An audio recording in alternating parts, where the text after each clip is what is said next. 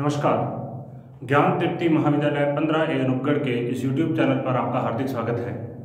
आज हम कर रहे हैं बीएससी सेकेंड ईयर के लिए हमारी next unit third coordination chemistry. ये कंप्लीट यूनिट है आपके कोऑर्डिनेशन केमिस्ट्री और इसके बारे में आपने 12th क्लास के 9th लेसन में पढ़ा भी है, एनसीईआरटी आरपीएससी दोनों बुक्स में। तो आज हम बात करेंगे उपसहसंयोजक यौगिक या कोऑर्डिनेशन कंपाउंड्स के बारे में या कोऑर्डिनेशन केमिस्ट्री के बारे में। सबसे पहले तो हम बात करते हैं कि इसमें हमको करना क्या है। सबसे पहले हमको पढ़ना है वर्नर। वर्नर को कोऑर्डिनेशन केमिस्ट्री का फादर कहा जाता है, father of coordination chemistry Werner Alfred Werner है। अब हम सबसे पहले तो वर्नर का सिद्धांत क्या है, वर्नर ने क्या थ्योरी दी उसके बारे में बात करेंगे और इसको प्रैक्टिकली किस प्रकार से प्रूव किया जा सकता है उसके बारे में बात करेंगे। नेक्स्ट हम बात करेंगे प्रभावी परमाणु क्रमांक की अवधारणा, EAN की अवधारणा क्या होती है। नेक्स्ट हम बात करेंगे किलेट के बारे में। नेक्स्ट हम बात करेंगे उपसहसंयोजक यौगिकों का नामकरण किस प्रकार से किया जाता है। और अगला है उपसहसंयोजक यौगिकों में समवेतता। संक्रमण धातु संकुलों का संयोजकता बंध सिद्धांत मतलब EPT सिद्धांत क्या होता है, इन सभी के बारे में हम बात करेंगे कोऑर्डिनेशन केमिस्ट्री में। तो सबसे पहले हम उपसहसंयोजक यौगिक क्या है उनके बारे में बात करेंगे, उपसहसंयोजकता क्या है उसके बारे में बात करते हैं। वे यौगिक जिनके अणु अथवा आयन के धातु परमाणु, वे यौगिक जिनके अणु अथवा आयन के धातु परमाणु या आयन के साथ किसी ऋणायन या अबंधी इलेक्ट्रॉन युग्म युक्त उदासीन अणु ने उपसहसंयोजक बंध बना रखा हो, उपसहसंयोजी यौगिक कहलाते हैं। तो सबसे पहली और सबसे आवश्यक शर्त इसकी क्या है कि इसमें कौन सा बंध होना चाहिए, उपसहसंयोजक प्रकार का, कोऑर्डिनेट प्रकार का बॉन्ड इसके अंदर होना चाहिए, उपसहसंयोजक प्रकार का बंध इसमें होना चाहिए। तो वापस देखते हैं, जिनके अणु अथवा आयन के जो मेटल एटम है उसके साथ किसी ऋणायन ने जो बंध बना रखा हो या जिसके पास एक्स्ट्रा इलेक्ट्रॉन युग्म हो, ऐसे किसी उदासीन अणु ने जब बंध बना रखा हो तो उसे उपसहसंयोजक बंध बना रखा हो तो उसे हम क्या कहते हैं, उपसहसंयोजक यौगिक कहलाते हैं। इन यौगिकों में धातु आयन और लिगैंड संयुक्त रूप से अकेले आयन के रूप में व्यवहार करते हैं, इसलिए इन यौगिकों को संकुल यौगिक या जटिल यौगिक कहा जाता है तथा इन आयनों को संकुल या जटिल आयन कहा जाता है। तो इसमें सही अकेले भी व्यवहार कर सकते हैं। इन यौगिकों में धातु आयन और लिगैंड संयुक्त रूप से दोनों मिलकर एक अकेले आयन के रूप में व्यवहार करते हैं, इसी वजह से इनको संकुल या जटिल यौगिक भी कहा जाता है और संकुल या जटिल आयन भी कहा जाता है। इन यौगिकों का हमारे दैनिक जीवन में बहुत महत्वपूर्ण योगदान है। वनस्पति जगत तथा जंतु जगत के अत्यंत महत्वपूर्ण पदार्थ क्लोरोफिल और हीमोग्लोबिन तथा विटामिन B12। देखो क्लोरोफिल जो बना होता है वो बना होता है मैग्नीशियम से, हीमोग्लोबिन के अंदर पाया जाता है आयरन और विटामिन B12 के अंदर पाया जाता है कोबाल्ट। तो इन तीनों में जो हमारे जीवन के लिए बहुत महत्वपूर्ण प्रकार के कंपाउंड हैं, ये तीनों ही एक प्रकार से उपसहसंयोजक यौगिक होते हैं। नेक्स्ट देखिए, उपसहसंयोजक यौगिकों में एक केंद्रीय धातु आयन अथवा उदासीन परमाणु होता है। सबसे पहले होगा क्या, इसमें एक केंद्रीय धातु आयन होगा उपसहसंयोजक यौगिकों में अथवा एक उदासीन परमाणु होगा जिसके चारों ओर निश्चित मतलब फिक्स्ड ज्योमेट्री में कुछ लिगैंड कोऑर्डिनेट बॉन्ड द्वारा जुड़े रहते हैं। कोई भी ऋणायन, उदाहरण के लिए Cl- अथवा एकांकी इलेक्ट्रॉन उदासीन अणु, उदाहरण के लिए NH3 अथवा H2O, जो अपना इलेक्ट्रॉन युग्म देकर एक उपसहसंयोजक बंध बनाने की प्रवृत्ति रखता हो, लिगैंड कहलाता है। तो लिगैंड क्या है, लिगैंड वो है जो अपने इलेक्ट्रॉन युग्म को देकर उपसहसंयोजक बंध बना सकता है, उसे हम लिगैंड कहते हैं। और उसके अलावा जो मेन कंपाउंड होता है वो मेटल आयन है। केंद्रीय धातु परमाणु या आयन कितने लिगैंडों द्वारा घिरा हुआ है, यह संख्या उस धातु की उपसहसंयोजन संख्या कहलाती है।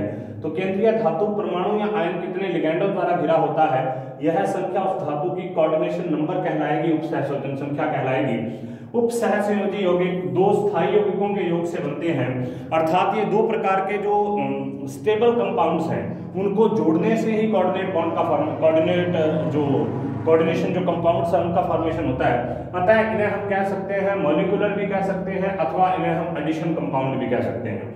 एग्जांपल के लिए 4KCN + FeCN2, तो ये एक प्रकार का स्थायी कंपाउंड है, ये भी एक प्रकार का स्थायी कंपाउंड है। ये दोनों आपस में मिलेंगे तो क्या बनाएंगे, 4KCN.FeCN2 है। इसको हम इकट्ठा कर कैसे भी तो लिख सकते हैं कि K4FeCN6। यहाँ पर ये जो पदार्थ होता है ये लिगैंड होता है, ये क्या है ये होता है CMa सेंट्रल मेटल एटम, और ये ऐसा आयन है जो उसको संतुलित करने के लिए इसमें आया है।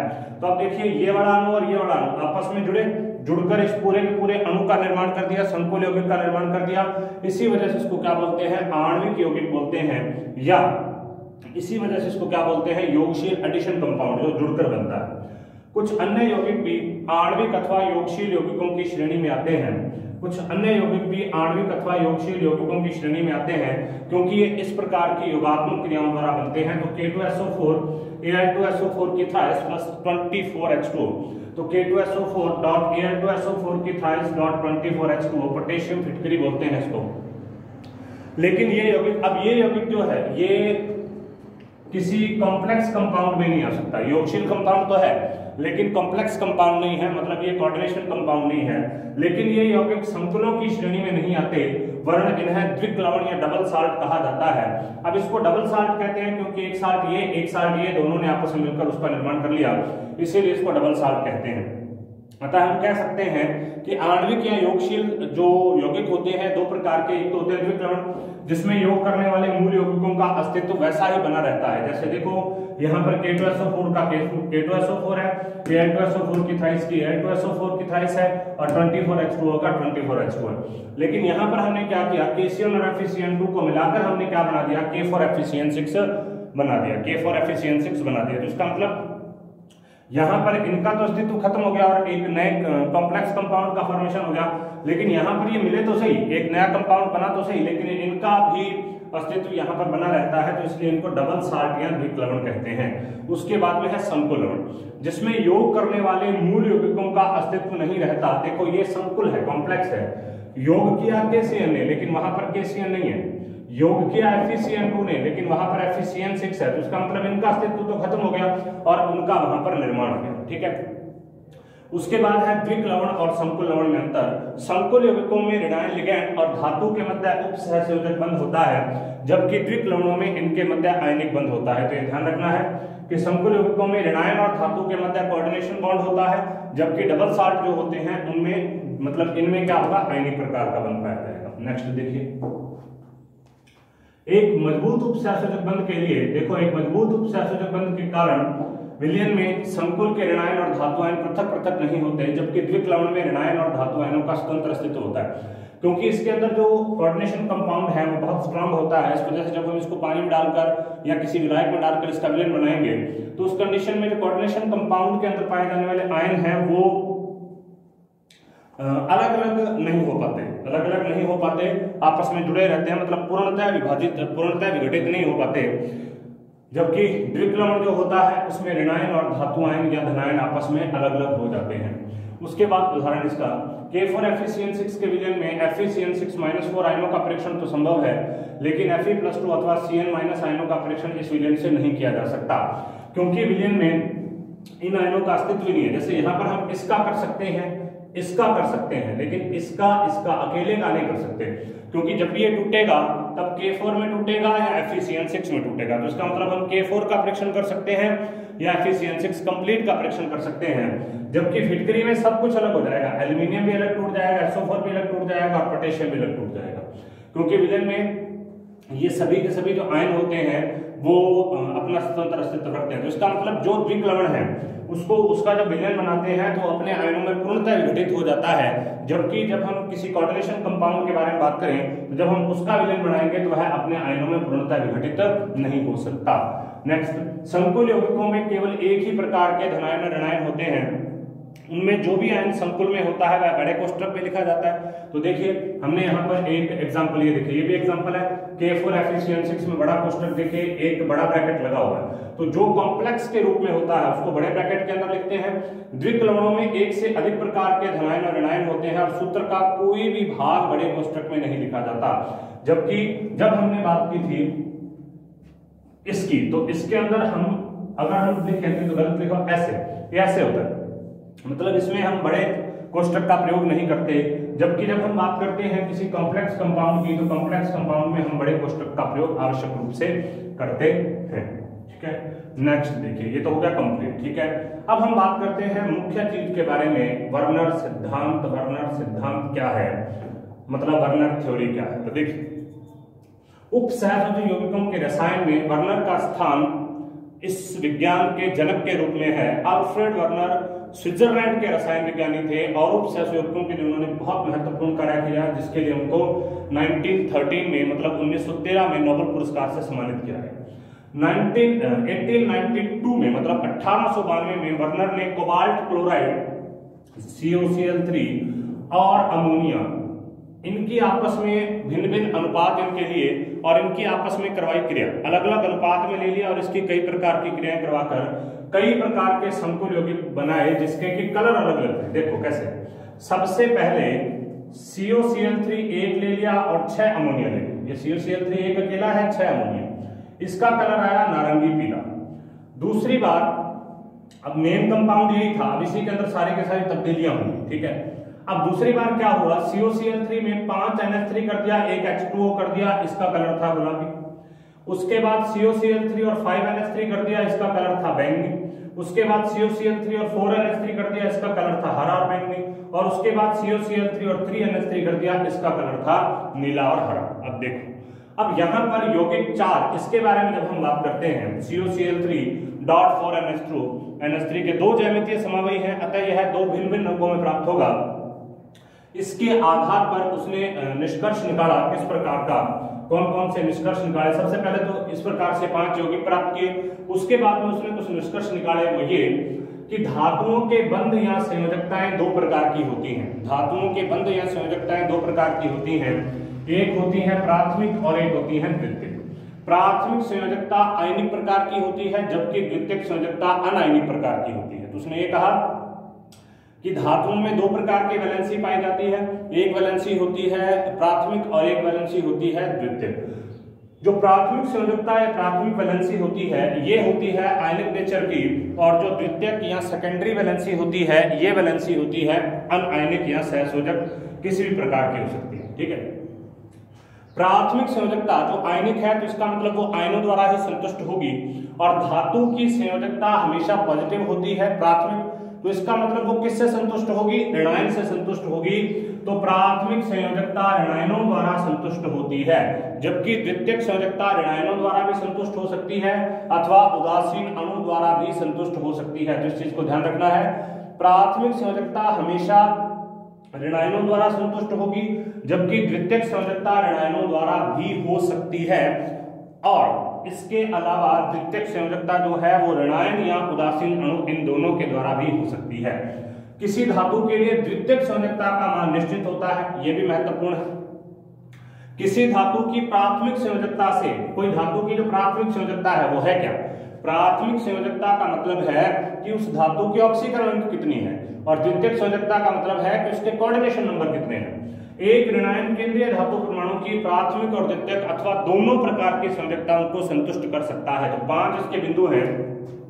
प्राथमिक संयोजकता ऑक्सीडेशन नंबर बनाती है, और एक ऋणायन जो Cm में है, केंद्रीय धातु आयन है, उसकी प्राथमिक संयोजकता को भी संतुष्ट कर सकता है, द्वितीयक संयोजकता को भी संतुष्ट कर सकता है, दोनों को एक साथ भी संतुष्ट कर सकता है।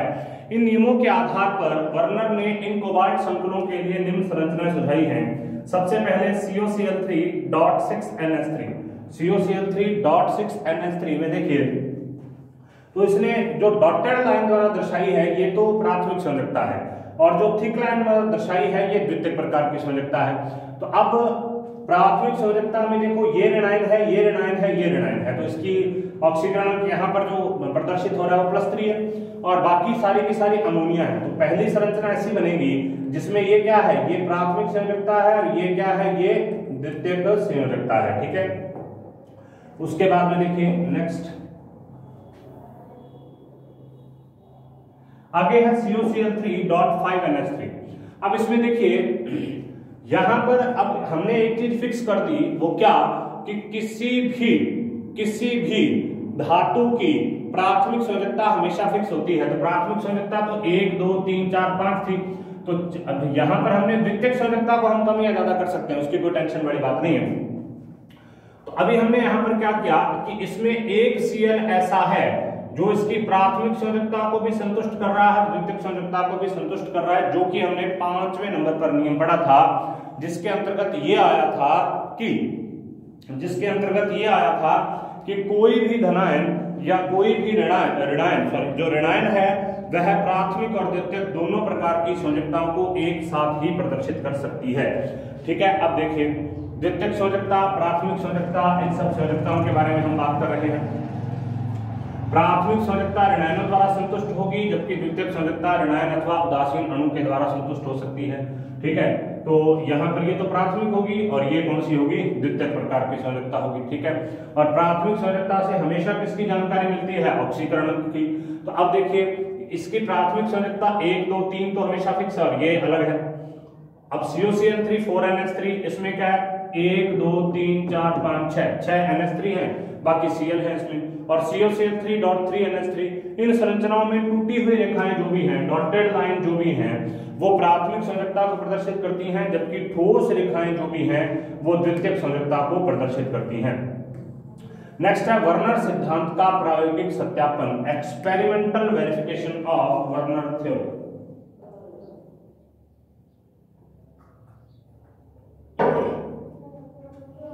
वर्नर सिद्धांत का प्रायोगिक सत्यापन किस तरीके से करेंगे उसके बारे में हम बात कर रहे हैं। देखिए सबसे पहले निम्न प्रयोगों के द्वारा वर्नर सिद्धांत की पुष्टि की जा सकती है। सबसे पहले आयनिक अभिक्रिया, उपयुक्त कोबाल्ट संकुलों में प्राथमिक संयोजकता से जुड़े परमाणु या समूह आयनिक प्रकृति के होते हैं। मतलब वहां पर हमने जो क्लोरीन क्लोरीन क्लोरीन क्लोरीन जोड़ा है वो सभी जगह पर आयनिक प्रकृति का है, अतः यह आयनिक अभिक्रियाएं संपन्न करते हैं। उपयुक्त कोबाल्ट संकुल में पहला संकुल है COCl3.6NH3 AgNO3 के साथ क्रिया करके 3 मोल AgCl बनाता है। मतलब AgNO3 के साथ क्रिया करके 3 मोल AgCl बनाता है। इससे निष्कर्ष ये निकला कि संकुल में तीनों क्लोरीन परमाणु आयनित होने वाले हैं, अर्थात आयनों के रूप में हैं, और ये 3 Cl माइनस 3 Ag+ के साथ जुड़ते हैं और जुड़कर किसका निर्माण कर देते हैं, एक जो AgCl है उसका निर्माण कर देते हैं। ठीक है, और तीनों ही प्राथमिक संयोजकताओं द्वारा जुड़े हुए हैं, अतः कोबाल्ट की ऑक्सीकरण अवस्था +3 है और इसकी उपसंयोजन संख्या 6 होती है।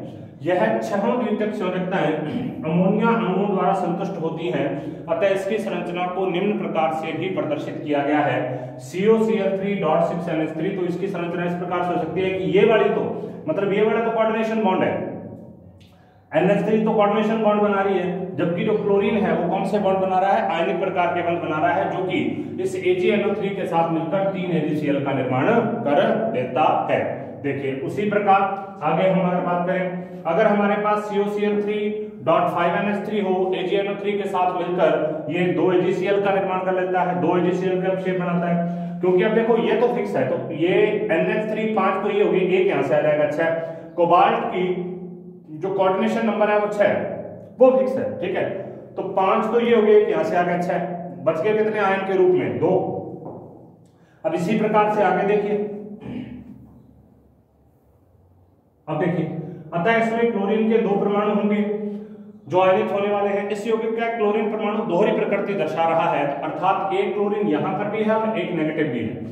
वह कोबाल्ट की प्राथमिक और द्वितीयक दोनों प्रकार की संयोजकताओं को संतुष्ट कर रहा है, इस वजह से इसकी संरचना बनेगी इस प्रकार की। उसके बाद संकुल COCl3.4NH3 है, AgNO3 के साथ अवक्षेप AgNO3 के साथ केवल 1 मोल AgCl का निर्माण करता है।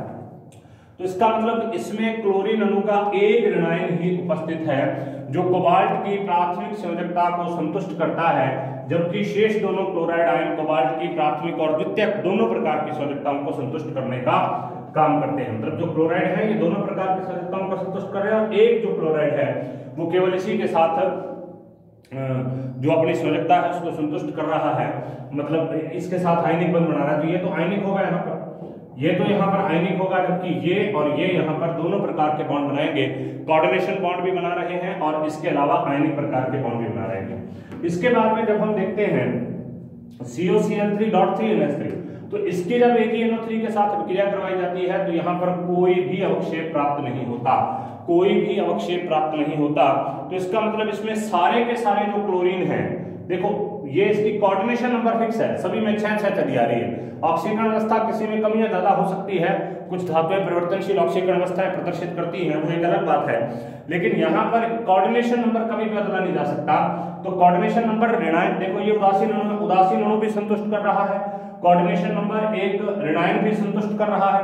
इसके अलावा और भी बहुत सारे जो ये भी हो सकता है इसमें कि एक ऋणायन जो है वो कोऑर्डिनेशन नंबर को भी संतुष्ट करता हो, उसके अलावा नेगेटिव भी होता हो, ये भी हो सकता है। हिमांक में अवनमन तथा चालकता प्रयोगों के संयुक्त निष्कर्ष भी वर्नर सिद्धांत की पुष्टि करते हैं। हिमांक में अवनमन के प्रयोगों से पदार्थ के कणों की संख्या ज्ञात की जा सकती है, जबकि चालकता के प्रयोगों से आवेश की संख्या को ज्ञात किया जा सकता है। कोबाल्ट क्लोराइड व अमोनिया के संकुलों के हिमांक में अवनमन और चालकता प्रयोगों के परिणाम सारणी 1 में है। अभी देखते हैं अपने प्रतिमूल कणों की संख्या और उन पर विद्यमान कुल आवेशों की संख्या के आधार पर इन संकुलों की संरचना का निर्धारण किया जा सकता है। तो सारणी 1 में दी गई संरचना वर्नर द्वारा सुझाई गई संरचनाओं के बारे में हम यहाँ पर बात करते हैं। देखिए संकुल का सूत्र COCl3.6NH3। हिमांक अवनमन के प्रयोगों से कणों की संख्या टोटल कितनी आई? 4 का मतलब है 3 तो Cl माइनस होगी और एक पूरा का पूरा ये आ गया, तो 4 कण यहाँ पर है। चालकता प्रयोगों से आवेशों की संख्या कितनी आई? 6 क्यों? 3 Cl माइनस के और 3 इसके पूरे संकुल के प्लस के। देखिए यहाँ पर बना रखे 3 Cl माइनस और 3 पूरे संकुल के प्लस के, ठीक है। उसके बाद देखो दूसरा है COCl3.5NH3। यहाँ पर कण कितने हैं? 3 कण कैसे हैं? 2 तो Cl के और एक ये हो गया कंप्लीट, 3 कण होंगे। आवेश कितने प्राप्त होंगे? 4 कैसे? 2 Cl माइनस, 2 उसके ऊपर पॉजिटिव, देखिए ये 2 पॉजिटिव 2 Cl माइनस। उसके बाद में COCl3.4NH3 2 कण है, क्योंकि इसमें एक ही Cl बाहर है और एक वो पूरा कॉम्प्लेक्स हो गया, तो 2 कण है। आवेश यहाँ पर 2 ही आएंगे, एक पॉजिटिव एक नेगेटिव, Cl नेगेटिव पूरा का पूरा संकुल पॉजिटिव। यहाँ पर देखो COCl3.3NH3 इसमें एक ही कण प्राप्त होगा, क्योंकि ये पूरा का पूरा एक ही कण है और इसके ऊपर कोई आवेश नहीं प्राप्त होगा। इसका जो फॉर्मूला होगा वो ये हो जाएगा, ठीक है। अब देखिए वर्नर सिद्धांत की एक और महत्वपूर्ण बात यह है कि ये संकुल या उपसहसंयोगिक आयनों अथवा अणुओं की निश्चित आकृति को भी देता है। उन्होंने कहा कि केंद्रीय धातु परमाणु या आयन के चारों और समस्त लिगैंड एक निश्चित आकृति में होंगे, मतलब वो या तो अष्टफल के रूप में हो सकते हैं, 6 लिगैंड है तो अष्टफल के रूप में हो सकते हैं। इसके अलावा जो 4 वाले हैं वो वर्ग समतलीय भी हो सकते हैं और चतुष्फलकीय भी हो सकते हैं। तो वर्नर ने सबसे पहले तो प्राथमिक और द्वितीयक संयोजकताओं के बारे में बात की, कोऑर्डिनेशन कंपाउंड्स का बनना समझाया, कौन सा प्राथमिक संयोजकता को संतुष्ट करता है, कौन सा द्वितीयक संयोजकता को संतुष्ट करता है, इसके बारे में बात की। ऋणायन कहां पर कैसे जुड़ता है उसके बारे में बात की। उसके बाद में इसके प्रायोगिक सत्यापन जो है अलग अलग प्रकार AgNO3 के साथ क्रिया करवाकर कुछ प्रयोगों द्वारा इसके प्रायोगिक सत्यापन किए गए, हिमांक अवनमन के प्रयोगों द्वारा इसके प्रायोगिक सत्यापन किए गए और चालकता के प्रयोगों द्वारा इसके प्रायोगिक सत्यापन किए गए। उसके बाद में वर्नर ने इसकी संरचना के बारे में बताया कि उपसहसंयोजक संख्या 6 भी हो सकती है, 4 भी हो सकती है। 6 वाले हमेशा अष्टफलकीय में पाए जाएंगे और 4 वाले जो होते हैं वो अष्टफलकीय, वो चतुष्फलकीय भी हो सकते हैं, क्योंकि 4 ही है तो चतुष्फलकीय भी हो सकते हैं और वर्ग समतलीय भी हो सकते हैं, सारे के सारे इकट्ठे भी हो सकते हैं और चतुष्फलकीय भी हो सकते हैं, ठीक है। इसीलिए वर्नर को कोऑर्डिनेशन केमिस्ट्री का फादर कहा जाता है, father of coordination chemistry Werner, ठीक है। अभी हमने यहाँ तक इसके बारे में बात की कि सबसे पहले तो उपसहसंयोजक यौगिक क्या होते हैं, उपसहसंयोजक यौगिक अगर हैं तो उपसहसंयोजक यौगिक जो होते हैं उनकी परिभाषाएं क्या है, इन सब चीजों के बारे में हमने बात की। उसके बाद हमने बात की वर्नर सिद्धांत के बारे में। नेक्स्ट हम बात करते हैं कोऑर्डिनेशन केमिस्ट्री से संबंधित कुछ महत्वपूर्ण चीजें कौन कौन सी हैं, मतलब यहाँ पर कुछ परिभाषाएं हैं अलग अलग प्रकार की। सबसे पहले होती है उपसहसंयोजक एंटिटी, कोऑर्डिनेशन एंटिटी इसको बोलते हैं। और इसका मतलब क्या है, बड़े कोष्टक के अंदर जो कुछ भी लिखा रहेगा, बड़े कोष्टक के अंदर जो कुछ भी लिखा रहेगा उसे हम उसकी उपसहसंयोजक क्वांटिटी जो उसकी एंटिटी है वो कहते हैं। इसमें एक केंद्रीय परमाणु होता है, हमेशा एक केंद्रीय परमाणु होगा, जैसे यहाँ पर कोबाल्ट है, यहाँ पर प्लेटिनम है, यहाँ पर आयरन है। केंद्रीय परमाणु होता है, एंटिटी का मतलब होता है सत्ता, तो ये सत्ता होती है, इसको बोलते हैं उपसहसंयोजक एंटिटी या उपसहसंयोजक सत्ता। इसमें केंद्रीय परमाणु होता है जो उदासीन परमाणु अथवा आयनिक अवस्था में हो सकता है। केंद्रीय परमाणु सामान्यतः धात्विक होता है, वह भी अधिकांशतः संक्रमण तत्वी होता है। एस ब्लॉक के कुछ छोटे आकार वाले धातुओं के संकुल भी ज्ञात है। केंद्रीय धातु परमाणु के चारों और कुछ अन्य परमाणु या समूह लिगैंड व्यवस्थित होते हैं जो केंद्रीय धातु परमाणु या आयन के साथ कोऑर्डिनेशन बंध द्वारा बंधे रहते हैं। इस कोऑर्डिनेशन बंध में धातु परमाणु एक्सेप्टर की भूमिका में होता है, जबकि ये परमाणु या जो समूह होते हैं ये डोनर की भूमिका में होते हैं। इन्हें लिगैंड कहा जाता है। जो ये है ये तो पाता है और ये क्या है, दाता है। इन सभी को लिगैंड कहा जाता है। सूत्र लिखते समय इस उपसहसंयोजक एंटिटी को एक बड़े कोष्ठक में लिखा जाता है। यह एंटिटी पॉजिटिव भी हो सकती है, नेगेटिव भी हो सकती है, उदासीन भी हो सकती है। ठीक है। उपसहसंयोजक संख्या, कोऑर्डिनेशन नंबर, केंद्रीय परमाणु तथा लिगैंड के मध्य बने सिग्मा बंधों की संख्या। कितने बंध बनेंगे उस केंद्रीय परमाणु और लिगैंड के मध्य, उसको उस केंद्रीय परमाणु की उपसहसंयोजक संख्या कहा जाता है। Cn - CO N2 आदि लिगैंड केंद्रीय परमाणु के सिग्मा बंध के साथ साथ पाई बंध भी बना सकते हैं, लेकिन उन पाई बंधों की संख्या को उपसहसंयोजक संख्या के निर्धारण में नहीं गिनते। तो इसमें हमेशा ये ध्यान रखना है कि केवल सिग्मा बंध जितने बनेंगे, क्योंकि कोऑर्डिनेट बॉन्ड जो होते हैं उनको सिग्मा बंध ही होते हैं, वो अगर पाई बने हैं तो उसको गिनेंगे नहीं, केवल सिग्मा बंधों को गिनेंगे तो उपसहसंयोजक संख्या होती है। अर्थात केंद्रीय परमाणु कितने लिगैंड के साथ उपसहसंयोजक बंध बना रहा है, ये उसकी कोऑर्डिनेशन नंबर है। जैसे CrNH3 प्लस में 6 है, FeCO5 में 5 है और COCl4 -2 में 4 है। उसके बाद है केंद्रीय परमाणु। केंद्रीय परमाणु अधिकतर धातु ही होता है, उसी के साथ लिगैंड जुड़े होते हैं। किसी उपसहसंयोजक एंटिटी में मतलब उपसहसंयोजक सत्ता का वह परमाणु केंद्रीय परमाणु होता है जो अपने साथ अन्य परमाणु या समूहों या लिगैंडों को जोड़कर केंद्रीय स्थिति प्राप्त करता है। इसका मतलब ये यहाँ पर केंद्रीय परमाणु है। CONH3 प्लस यहाँ पर केंद्रीय परमाणु है, कोबाल्ट यहाँ पर केंद्रीय परमाणु है जिसमें 6 अमोनिया के अणु जुड़े हुए हैं। लिगैंड, लिगैंड का मतलब होता है इलेक्ट्रॉन डोनर, मतलब जो इलेक्ट्रॉन दान करके या जिनके ऊपर नेगेटिव चार्ज हो वो बंध बना सकते हैं उस केंद्रीय धातु परमाणु के साथ, उसे हम क्या कहते हैं, लिगैंड कहते हैं। और लिगैंड कई प्रकार के होते हैं, मोनोडेंटेड होते हैं, बाइडेंटेड होते हैं, ट्राइडेंटेड होते हैं, हेक्साडेंटेड होते हैं, पॉलीडेंटेड होते हैं। तो इन सभी के बारे में हम बात करेंगे। ऐसे स्पीशीज को लिगैंड कहते हैं जिसके पास अबंधी इलेक्ट्रॉन युग्म हो, मतलब उसके पास इलेक्ट्रॉन युग्म होने चाहिए जिससे ये केंद्रीय धातु के साथ उपसहसंयोजक बंध बना सके। तो इसका मतलब उसके पास या तो नेगेटिव चार्ज हो या उसके पास में ज्यादातर केस में उसके पास में जो उसके पास अबंधी इलेक्ट्रॉन, मतलब नॉन पेयर्ड इलेक्ट्रॉन होने चाहिए जो कि उसके जो धातु है उसको प्रदान करके और वो कोऑर्डिनेशन बॉन्ड बना सके। कोई लिगैंड धातु परमाणुओं के साथ कितने और कैसे उपसहसंयोजक बंध बना सकता है, इस हिसाब से कई प्रकार के लिगैंड होते हैं। सबसे पहले एक दंतुक मोनोडेंटेड, ये केंद्रीय धातु परमाणु के साथ केवल एक ही उपसहसंयोजक बंध बनाता है। उदाहरण के लिए CnCl NH3 ये सारे के सारे, क्योंकि इनमें दो दो इलेक्ट्रॉन ही होते हैं, एक एक ही चार्ज होता है, इस वजह से बना देते हैं। उसके बाद में है द्विदंतुक या बाइडेंटेड, डाइडेंटेड भी बोलते हैं, बाइडेंटेड भी बोलते हैं इसको। इनके अणु या आयन केंद्रीय धातु परमाणु के साथ दो उपसहसंयोजक बंध बनाते हैं। उदाहरण के लिए एथिलीन डाइमीन, देखो ये बना लेगा, एक ये बना लेगा। तो एथिलीन डाइमीन है, एसिटिल एसिटोनेट आयन है, ये भी बना सकता है। डाइमेथिल ग्लाइकोसिन में ये भी बना सकता है, द्विदंतुक लिगैंड है। इसी प्रकार यदि लिगैंड धातु के साथ 3, 4 या 6 उपसहसंयोजक बंध बनाए तो इन्हें क्रमशः ट्राइडेंटेड, टेट्राडेंटेड और हेक्साडेंटेड लिगैंड कहते हैं। प्रयोगशालाओं में सबसे ज्यादा प्रयोग किया जाने वाला ethylene diamine tetra acetic acid, जिसको EDTA बोलते हैं, एक हेक्साडेंटेड लिगैंड है। इस प्रकार से हेक्साडेंटेड है।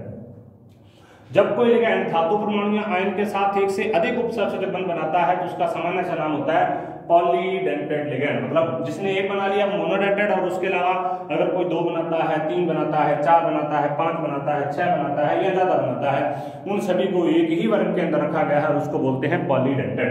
अब उसके बाद है दोहरे दंतुक। दोहरे दंतुक का मतलब होता है जिन लिगैंड अणु या अणु में एक से अधिक प्रकार के दाता परमाणु, इन सभी में एक ही दाता परमाणु है।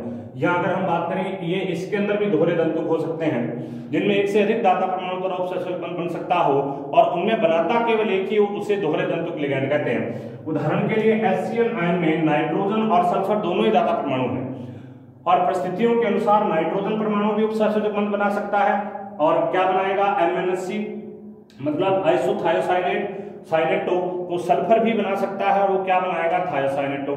इसी प्रकार NO2 भी एक दोहरा दंतुक लिगैंड है, MONO मतलब अगर ऑक्सीजन बनाएगा तो नाइट्रेटो बनेगा और अगर NO2 बनाएगा तो नाइट्रो बनेगा। ठीक है, तो इस प्रकार से इनको दोहरे दंतुक प्रकार के लिगैंड कहते हैं। CnNC इसी प्रकार के लिगैंड होते हैं।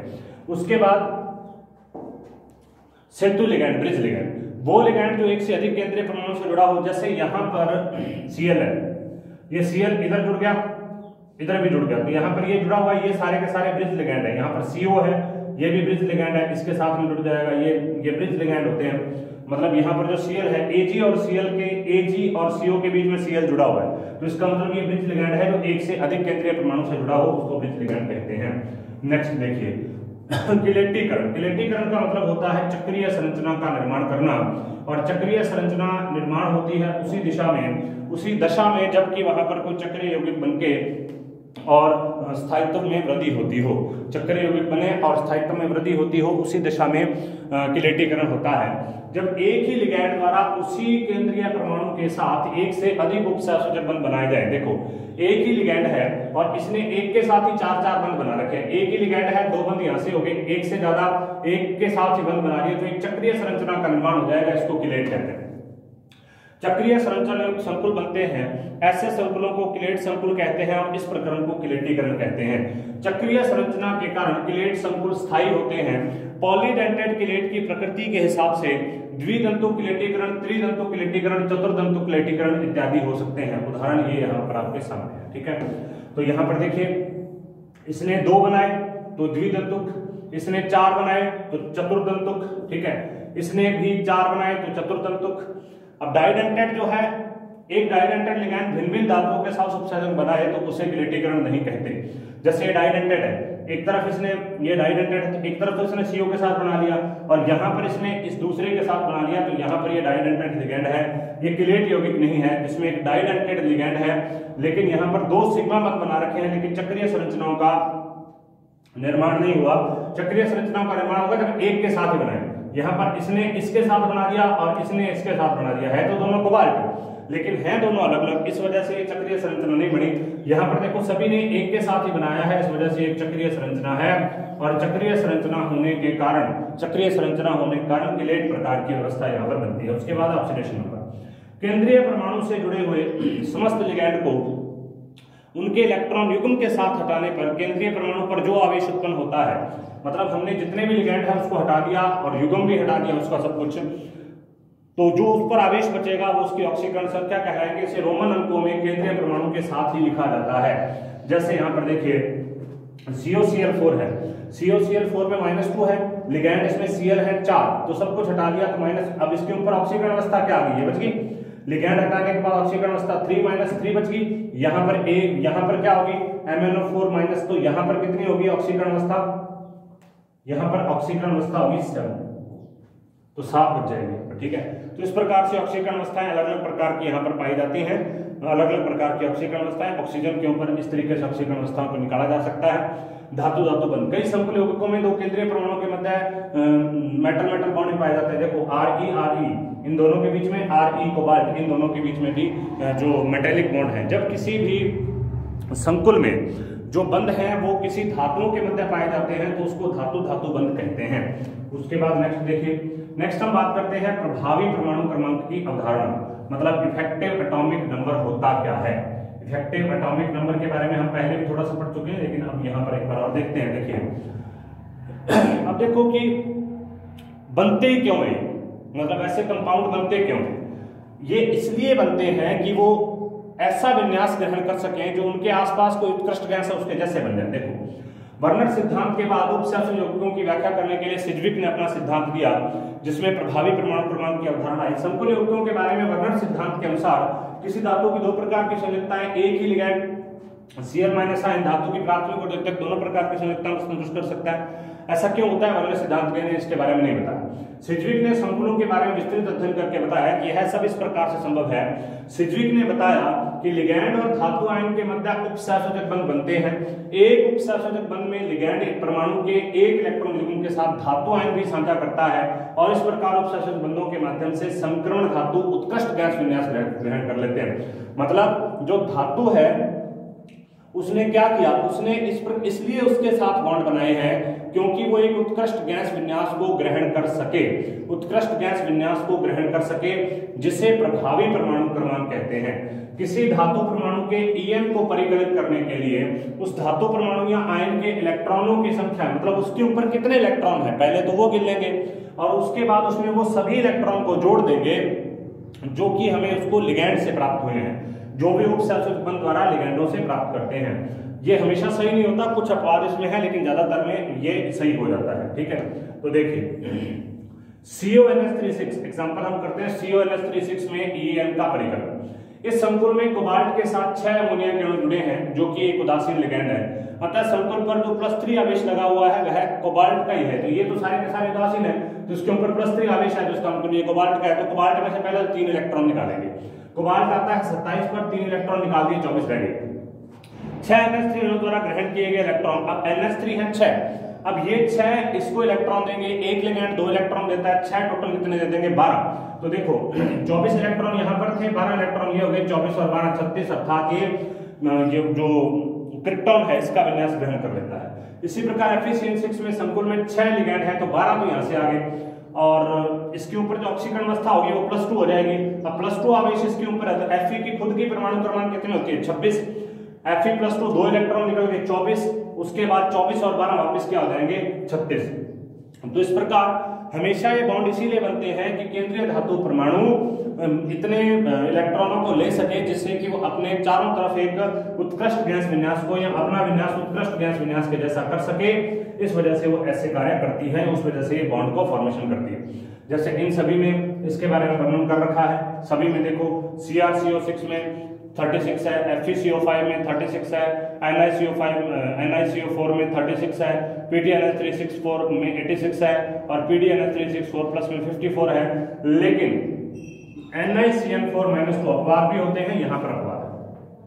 देखो निकेल की ऑक्सीकरण अवस्था यहाँ पर कितनी हो जाएगी, निकेल की ऑक्सीकरण अवस्था +2, 28 नंबर पर खुद आता है, 2 इलेक्ट्रॉन निकाल दो 26, 4 लिगैंड इसमें जुड़े हुए हैं, तो 1 के द्वारा 2, तो 4 के द्वारा 8, 26 और 8 कितने होते हैं 34, होने कितने चाहिए थे 36। तो इसका मतलब ज्यादातर पर लागू होता है, लेकिन इसके अंदर अपवाद भी हैं, तो ये महत्वपूर्ण है, इस अपवाद को आपको याद करना है, इस अपवाद के बारे में आपको पता होना चाहिए। तो ये सारा का सारा जो होता है इसी को बोलते हैं EN, अर्थात प्रत्येक धातु जो कोऑर्डिनेशन बॉन्ड बनाती है वो इसीलिए बनाती है कि अपने निकटवर्ती उत्कृष्ट गैस का विन्यास ग्रहण कर सके। तो ये सिज्विक ने वर्नर के सिद्धांत की व्याख्या की। सिज्विक ने वर्नर के सिद्धांत की यहां पर व्याख्या की है कि कोई धातु क्यों बॉन्ड बनाती है, किस प्रकार से होता है। मतलब अल्टीमेटली यही बात है कि धातुएं बॉन्ड बनाएंगी तो केवल और केवल उत्कृष्ट गैस विन्यास ग्रहण करने के लिए, लेकिन ये हमेशा सही नहीं होता। इसके अपवाद भी आपके सामने हैं, अलग अलग प्रकार के इसके अंदर अपवाद भी हो सकते हैं। तो आज हमने बात की उपसहसंयोजक यौगिकों के बारे में, वर्नर के सिद्धांत के बारे में, उसके अलावा इसकी कुछ परिभाषाओं के बारे में जिसमें उपसहसंयोजक एंटिटी, लिगैंड के प्रकार, ऑक्सीकरण नंबर, मेटल मेटल बॉन्ड, ये सब कुछ, इन सब के बारे में हमने बात की। नेक्स्ट वीडियो में हम इसी को आगे कंटिन्यू करेंगे, तब तक आप इसे देखते रहें। धन्यवाद।